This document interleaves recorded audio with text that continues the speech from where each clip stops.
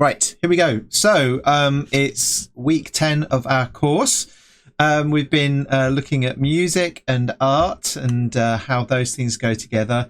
And now we're on the last lesson. It's lesson 10. So we're going to be finishing off our collage work.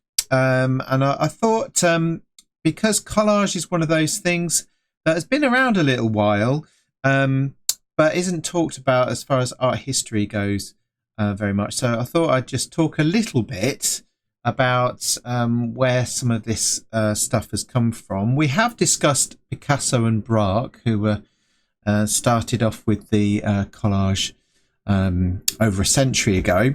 But there are other things and developments that were quite important as well. So I'm just going to very briefly go over some of those today before we carry on.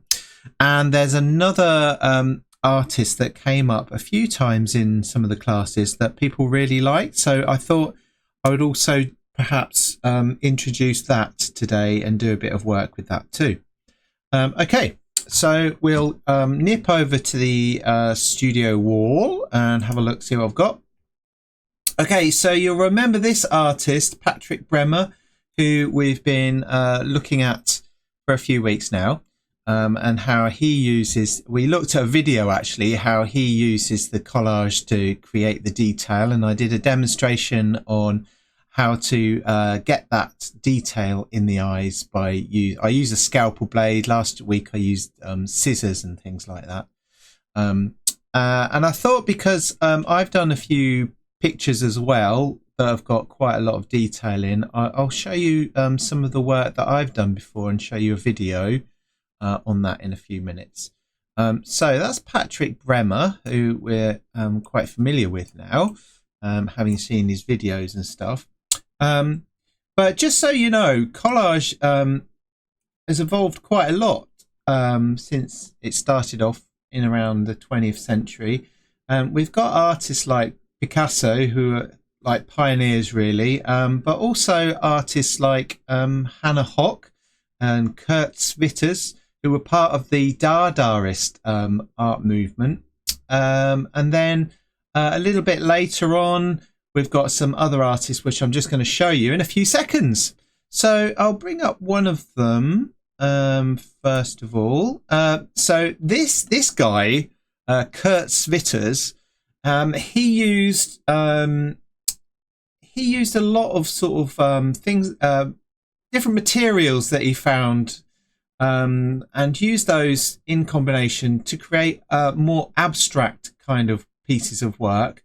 So he utilized things like bus tickets, scraps of paper, and other what we call detritus to create his artwork. And he's really well known. And in fact, whenever you look up collage or the history of collage, he is one of the first guys that will come up. And he was working around sort of 1919 when he was sort of creating a lot of his work. So the same sort of period, obviously, as the Dadaist art movement. And his contribution to collage remains really significant even today. And then one of the innovators of photography is a very famous artist called Hannah Hock. So Hannah Hock is famous for doing collage but with photographs. So that is actually called a photo montage. It's where you put different photographs together to create a new image, often really, really surreal. So she was part of the Dada art movement as well, but a lot of her artwork is also particularly surreal and really strange and unusual, but less abstract than Kurt Schwitters, who we had a look at a few minutes ago. And she was working at the same sort of period as Kurt Schwitters as well. And again, if you look up photography and collage, you will come across a lot of this artist's work too. Now, if we skip ahead quite a long way, back up into the 60s now, you get this artist. Now, this artist is really famous from the around the 1950s and 60s, and he did these artworks called combines. So these blended painting and sculpture with everyday objects that expanded the boundaries of collage. So I remember reading a little bit about him, and he would go out on the streets of New York and find odd sort of things, even like things like blankets and things, and put them into his artwork to make these combines. This is one of my favorite pictures of his from the 60s. And it was, let me just see, it was, yes, it's called Retroactive 2 from 1964. And you can see the famous picture there of Kennedy and a combination of other images that he's put in. But other images or pictures that he did were things like one called Monogram, which features things like, and this is really strange now, we're getting kind of a little bit away from paper collage. He used a stuffed goat entwined with fire to exemplify his innovative use of mixed media to challenge traditional art forms. So he was a bit of a radical and was prepared to experiment in different ways. But I chose this particular picture because, again, you can see it's a little bit like a photo montage that we looked at with Hannah Hock just there. But it's also, he's done a bit of screen printing on there, and you can see in the top corner there's a little bit of paint going on, and then you can see all the colours sort of layered through there as well. So a really interesting artist to look at, and if you get the chance, have a look at his work a little bit more, because it's really interesting what he did, and it's really interesting as well how these pictures have this collage feel to them, because they're kind of they're not perfectly aligned and all this sort of stuff, but they're still really nice to look at. Okay, and if we go and have a look at another one. Sorry? Is it still Kurt Schwitter? No, this is Robert Rauschenberg. I knew it was. Yes, I did say that, didn't I? I hope I did. Well, I didn't, because that's why I've checked. Oh, okay. I've heard you. Yeah, so that's Robert Rauschenberg. If I didn't say it, I'm sorry. And then if we go over to the last one, which is perhaps not as famous. I don't know much about this artist, really, but I know from what we've been looking at, this is a really appropriate sort of artwork to look at as well. So this is by an artist called Derek Gores, Gores, Derek Gores, and he's a contemporary American artist known for his intricate collages made from recycled magazines, labels, and other found materials. So he often does images focusing on the human form and themes of beauty and abstraction at the same time. So he has a meticulous attention to detail, as you can see from this picture. But, you know, there's a sense of realism in here, but it's mixed in with an abstract sort of quality to it as well. So, you know, it's quite attractive from that point of view. And it looks very contemporary, which it is, of course.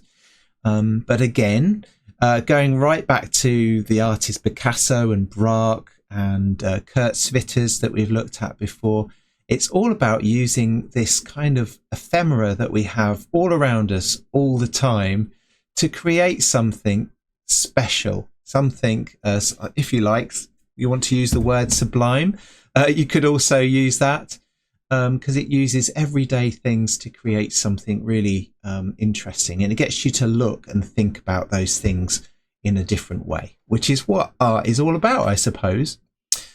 So that's a little very, very short history of collage. I'm sure there is absolutely tons more stuff to look at. Now, I'm going to show you, if I can bring it up on my screen here, I'm going to show you a few of my own artworks that I've done using collage, which again is very different, but has a realistic quality to it and absolutely tons of detail.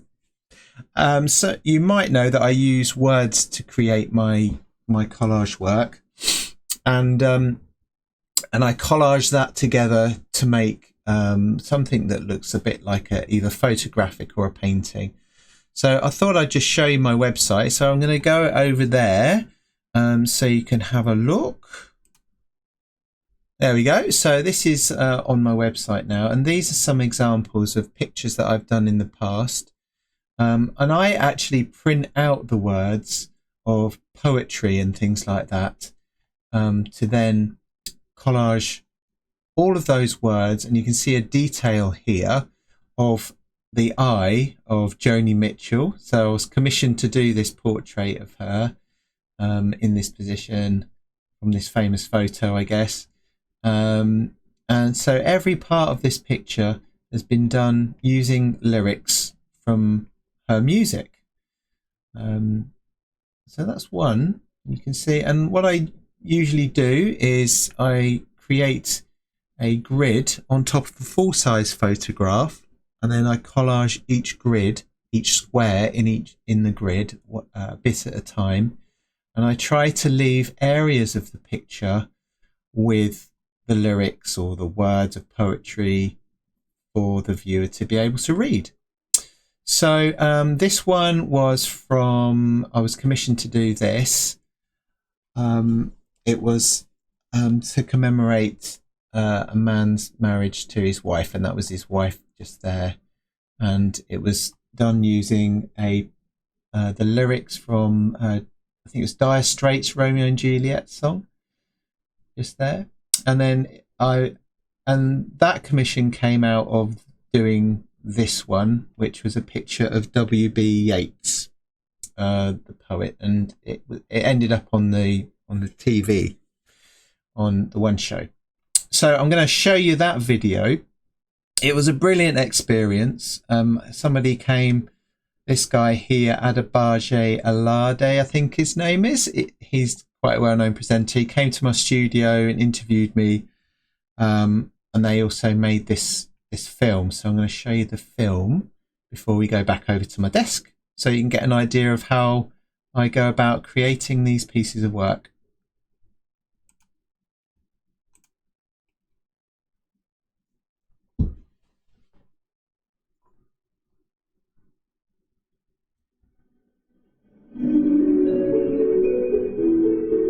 There's a well-known saying that a picture is worth 1,000 words. When I'm about to meet someone who has taken this idea quite literally. Jamie Poole is a school teacher living here in Northamptonshire. Yeah, I've been waiting to see this. He teaches art to kids by day, but in his home studio, he's been teaching himself a new technique. Oh my day. Oof. So is this one of your poetry pictures? Yeah, that's right. Yeah, so it's all made of poetry. When I look at it from afar, it looks like a painting, or it looks like a very detailed pencil drawing in black and white. But on coming closer, I can see every little word. Ah, never seen anything like this. Look at the hair. So what gave you the idea for this? It's called Sophie. It's of my wife, and she's an English teacher, so I've used her favourite poems to put this piece together. This first picture took 9 months to create, and it's made up of 16 poems. And I can see rode his armour. Yeah, as he rode his armour run. That's a line from a poem called The Lady of Shalott by Alfred Lord Tennyson. So this is a kind of collage, I'd say. Yeah, it is a collage, although I call it more of a text painting. Jamie's created other pictures, including this self-portrait. This one is made up of words from his diary rather than poetry, and he's been experimenting with the technique. This work, it just lives. I love this. I love this piece. It's a straightforward process. Jamie prints out the poems onto paper using a range of light and dark inks, and then he cuts the text into strips to build up a multi-layered image. Jamie's next text creation is going to be based on this photo of poet W.B. Yeats. Basically, it's 80 years it will be since his death in 1939. That would be a great tribute to a great poet. W.B. Yeats is one of the all-time greats, and to tell me more about him, I'm meeting up with Aisling Fahy, who was Young Poet Laureate for London in 2014. He was one of Ireland's most revered poets, and he was loved not just in Ireland but internationally, in England and across the world. And he wrote over 300 poems. I think that he is still so relevant today because his work was so universal. It was about the human condition, it was about love, it was about nature. Do you have a favourite of his poems? Yeah, so there's a poem that's quite well known, and it's called The Lake Isle of Innisfree. It was this place in Sligo which he spent a lot of his childhood in, and it was this idyllic island, and he was inspired to write the poem. I will arise and go now, and go to Innisfree, and a small cabin build there, of clay and wattles made. 9 bean rows will I have there, a hive for the honey bee, and live alone in the bee-loud glade. And I shall have some peace there, for peace comes dropping slow, dropping from the vales of the morning to where the cricket sings. There, midnight's all a glimmer, and noon a purple glow, and evening full of the linnet's wings. I will arise and go now, for always, night and day, I hear lake water lapping with low sounds by the shore, while I stand on the roadway or on the pavement's grey. I hear it in the deep heart's core. Wow. I can see all the individual lines. Their midnight's all a glimmer, and noon a purple glow. It's a masterpiece. W.B. Yeats created with his own poetry. I'm sure he would have loved this.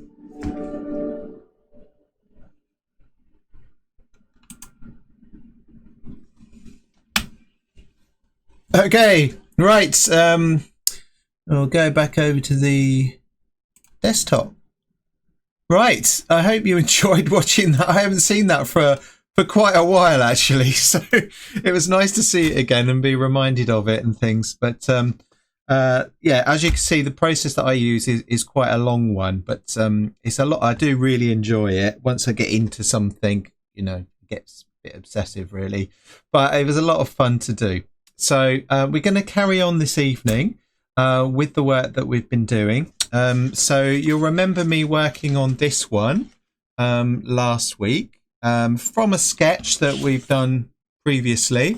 And I've worked to try and, like Patrick Bremer, to show a sense of movement and dynamism within the picture in order to create this sense of drama that the music creates when it's being performed and everything.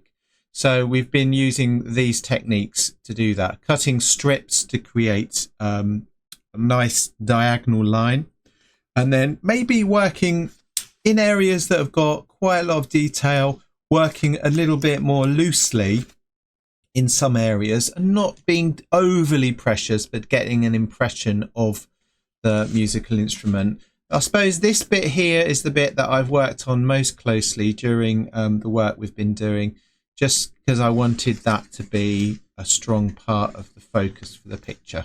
Okay, now before we go on, I'm going to a few people mentioned these artworks that we've got over here, and a few people have chosen to have a go at them, so I thought I would bring these up this evening as well. So this is by someone called Carme Magem. So that's Magem, and it's Carme, Carme. And this is a lot simpler and perhaps a lot more quicker to produce in a sense. So we've got a collaged background, as you can see. So there's pieces of letters here, old newspapers, some ink marks where just on the right hand side of his head, and then there's some highlights as well painted in, as well as the drawing on top. So we've got and he's collaged into some of the details as well there, look. So we've got a background first of all, a drawing on top, and then more collage into certain areas and a little bit of paint as well. So I thought that was quite an interesting one. So I'm going to have a go at doing something similar to that this evening. And this one is by another artist who does very, very similar stuff, but it's equally as interesting, perhaps a bit more paint on this particular piece. And this is Jan Graffion.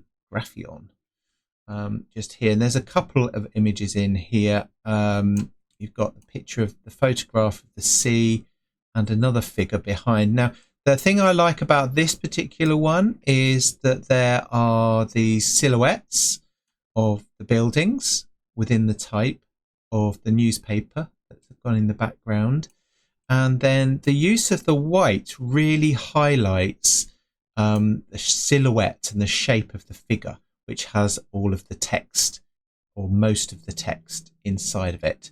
So I thought that was a really lovely image, and so I'm going to have a go, because I talked a little bit about how collage can be combined with other imagery, and I showed you a few examples of that a couple of lessons ago.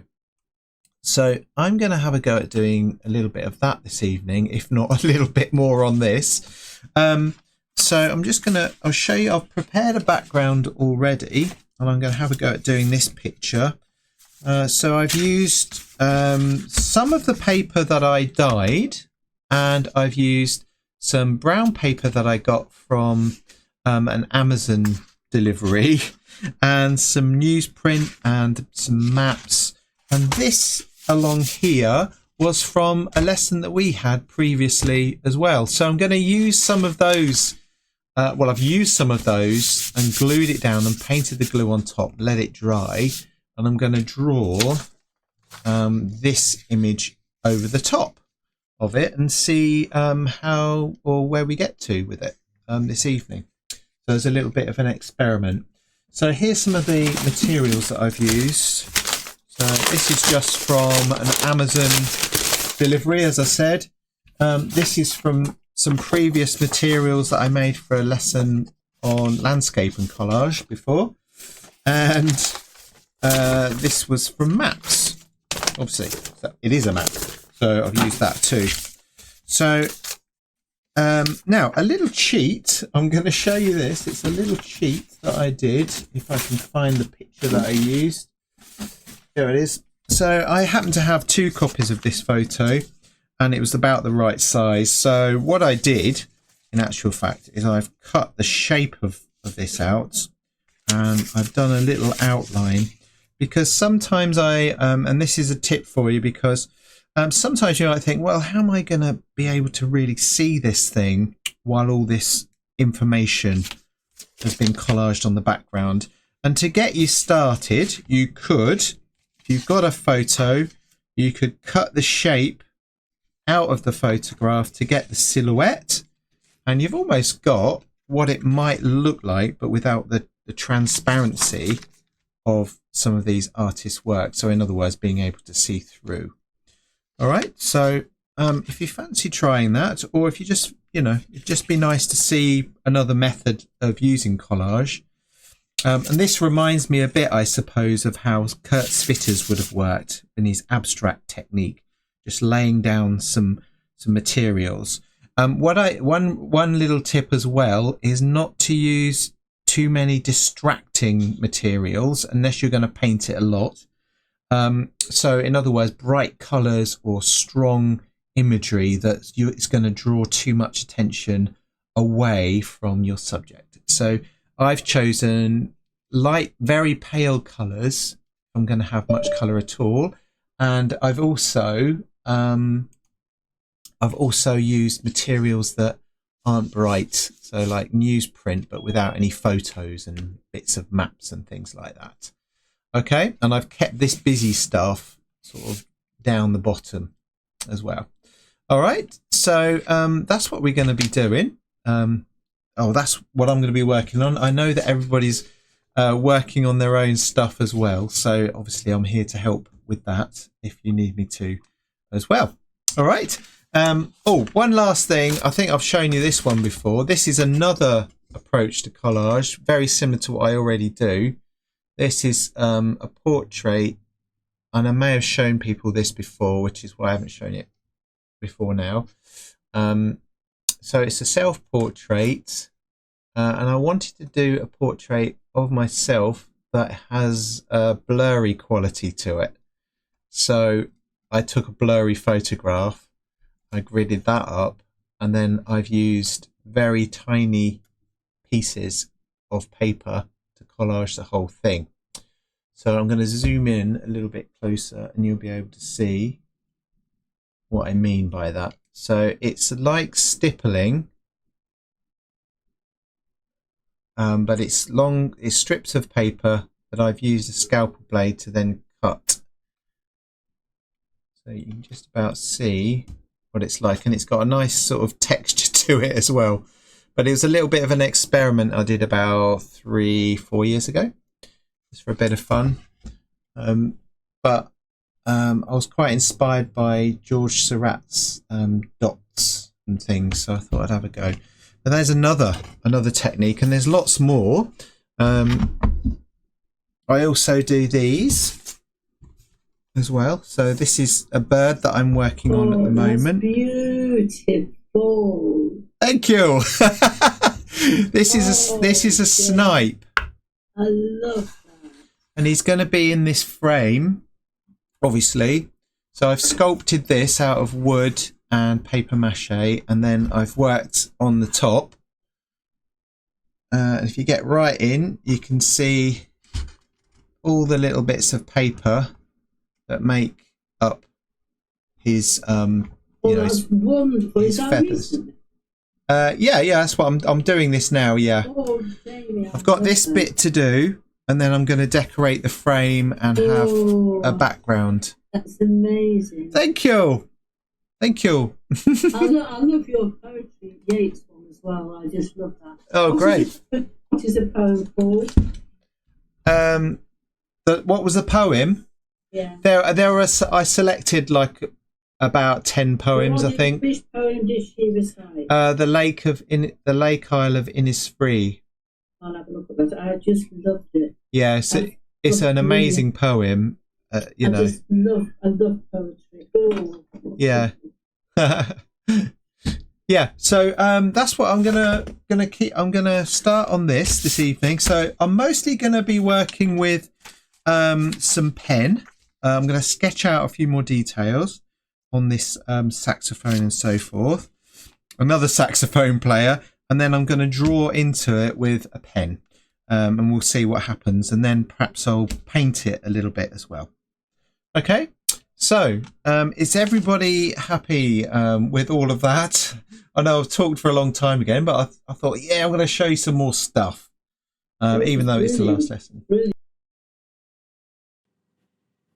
Okay, so as you saw earlier, I got the outline of the person by literally using the picture. As you can see, I'm doing just here, just to give me very quickly the outlines of everything. And also to give me a chance to work out where on the sheet of paper I would like the man with the saxophone to appear.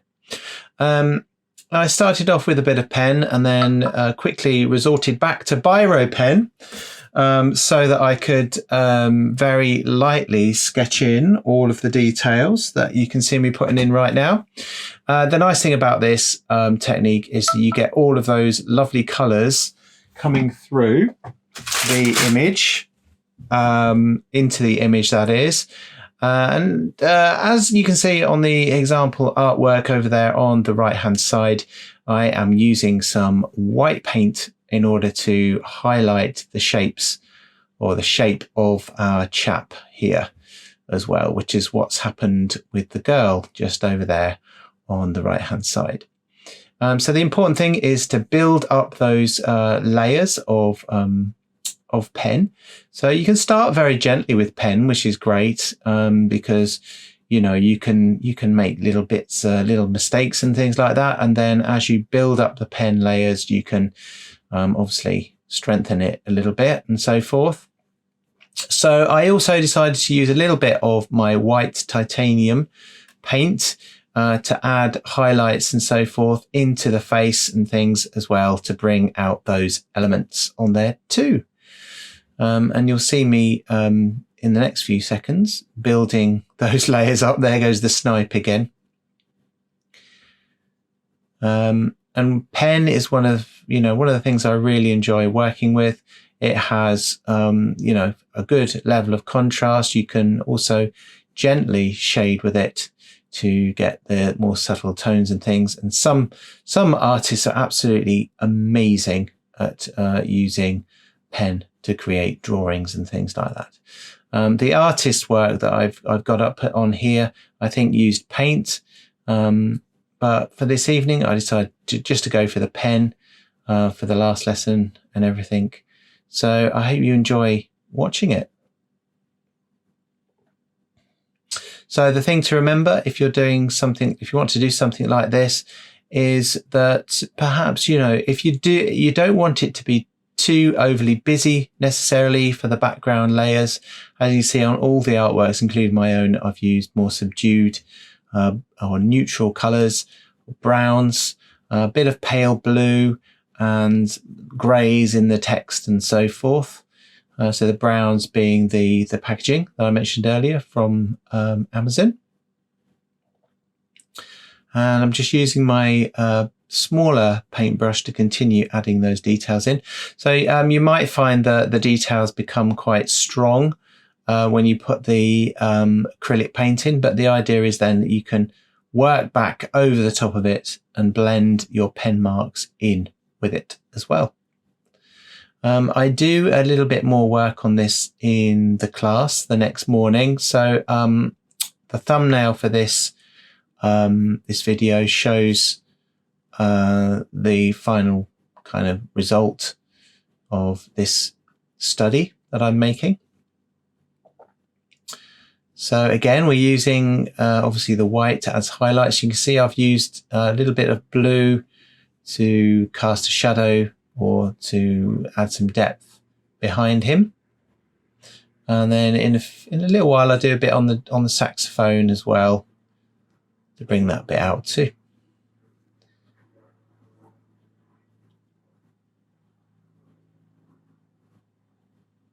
And again, you get these torn edges coming through the portrait itself.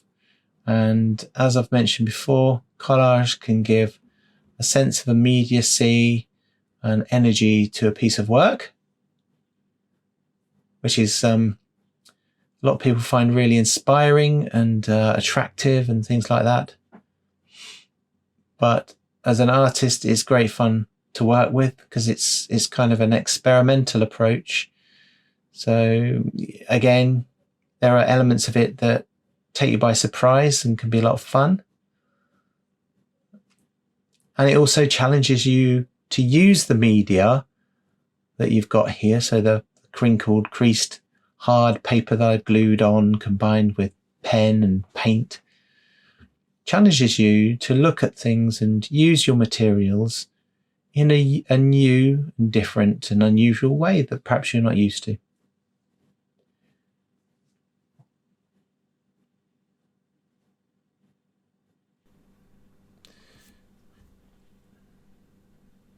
So one of the things that I work on with this the next day are actually I kind of go much more kind of scribbly over the top of this, and I build up the shadows on the right hand side where the jacket is.